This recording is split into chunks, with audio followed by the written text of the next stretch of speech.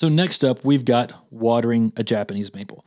I mean, this is one of the most important things. We touched on a little bit earlier, but people will often say, how much should I water my Japanese maple? The key thing is that you have good drainage and that this plant gets watered and gets a consistent watering and not just watering every single day and not letting it dry out. I hear some growers say this and they say, and it's always never made sense to me. I've heard growers say Japanese maples don't want to be always wet, but they want to be continually moist. I hear people say that a lot and I'm like, I don't know what that means at all.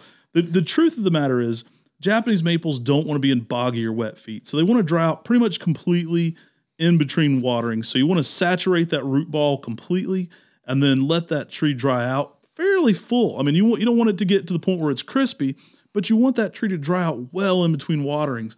And this is going to create a very healthy cycle where those roots go in search of moisture. They expand that root ball. You're creating a healthier overall plant because it's not staying stagnant and soggy. The worst thing that you could ever do with a Japanese maple is stay stagnant and soggy. You're going to set up phytophthora and root rot. You're going to expose the tree to damages that are going to lead, to so many more issues down the road. You're going to attract more insects. You're going to attract all kinds of problems because the Japanese maple is staying too wet. So that's really the number one thing to avoid